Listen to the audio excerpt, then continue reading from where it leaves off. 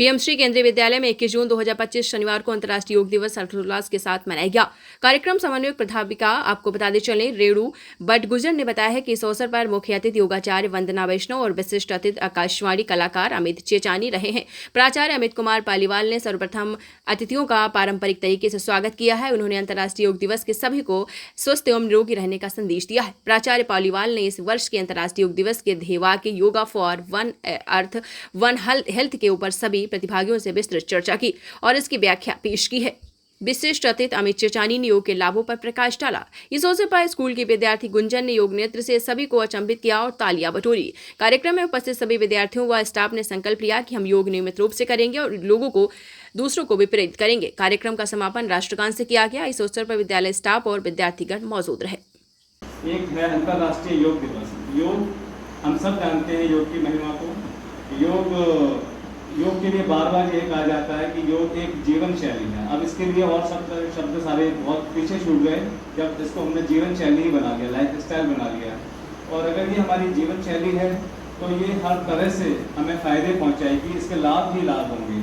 इसके शारीरिक लाभ हमें होंगे, इसके मानसिक लाभ हमें होंगे और इसके आत्मिक लाभ भी हमें होंगे। यानी योग एक ऐसी प्रणाली है जिसके माध्यम से हम अपने शरीर को शुद्ध कर सकते हैं। अभी हमने जैसे कि यहाँ पर अनुलोम विलोम या जिस तरह के प्राणायाम किए जिसके माध्यम से नाड़ी शोधन या शरीर के शोधन की जो प्रक्रिया है, शरीर के विषाक्त पदार्थों को, टॉक्सिन्स को बाहर निकालने का जो प्रोसीजर है वो इन प्राणायाम के माध्यम से हम लोग कर सकते हैं।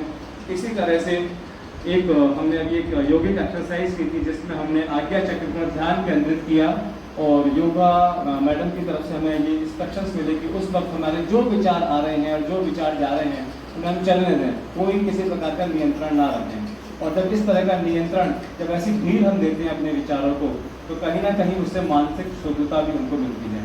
और शारीरिक शुद्धता मिली, मानसिक शुद्धता मिली, तो जब दो शुद्धता मिल गई तो योग कैसे पीछे रह जाएगा आत्मिक रूप से हमें शुद्ध करने के लिए। क्योंकि इसकी शुरुआत हमने देखा जाए हमने गायत्री मंत्र के साथ की, हमने ओम के उच्चारण के साथ की। यानी ये ऐसी शक्तियाँ जिन्हें ब्रह्मांड की शक्तियाँ कहा जाता है। हमेशा हमारा जो साइंस है ना, ये सिर्फ ऐसा नहीं कि हम लोग बीइंग इंडियन इन चीज़ों को प्रमोट कर रहे हैं। यानी हमारा जो इंटरनेशनल जो साइंस जर्नल्स हैं, जो नासा है या जो भी साइंटिफिक बॉडीज़ हैं, यानी जो लगातार जो कुछ ऐसी प्रतिष्ठित पत्रिकाएं हैं जिनमें ये आर्टिकल्स लगातार छपते रहते हैं कि वो उनको ब्रह्मांड की ध्वनि माना गया है, तो ये वेल एस्टेब्लिश्ड फैक्ट है। तो ऐसी ब्रह्मांड की ध्वनियों के साथ हम लोग जुड़ रहे हैं। इतने पवित्र माहौल में हम ये प्रैक्टिस कर रहे हैं तो शारीरिक और मानसिक शुद्धता के साथ साथ हमें आत्मिक शुद्धता भी इस योग के माध्यम से प्राप्त होती है, जो कि मुझे लगता है अगर हम इसे जीवन शैली के तौर पर बात करें तो ये हमारे लिए बहुत जरूरी है।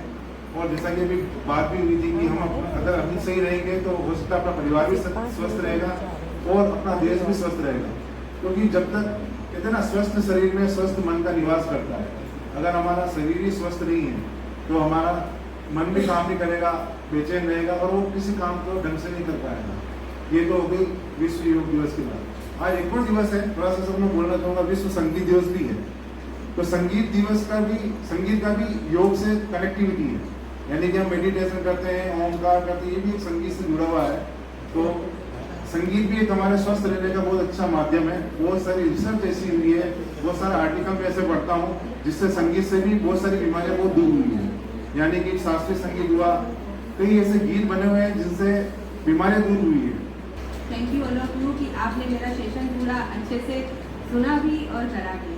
और मैं यही कहना चाहूँगी कि देखो, खास तौर से लेडीज टीचर जो है उनको कहना चाहूँगी कि लेडीज एक कहते हैं ना कि जेंट्स घर का मुखिया है, लेकिन मैं मानती हूँ कि लेडीज जो है वो घर का मुखिया है। अगर वो स्वस्थ रहेगी तो पूरा परिवार स्वस्थ रहेगा। क्योंकि घर में काम कौन करता है? लेडीज। खाना कौन बनाती है? लेडीज, है ना। तो मैं लेडीज को कहना करते हुए बोलना चाहूँगी कि जब तक लेडीज अगर स्वस्थ है तो पूरा परिवार स्वस्थ है। वो अगर स्वस्थ है तो पूरे परिवार को स्वस्थ रख सकती है, बच्चों को, पति को, अपने पेरेंट्स को, सास ससुर को, सभी को।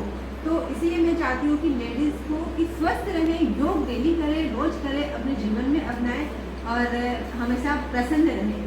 तो स्वस्थ रहें, मस्त रहें और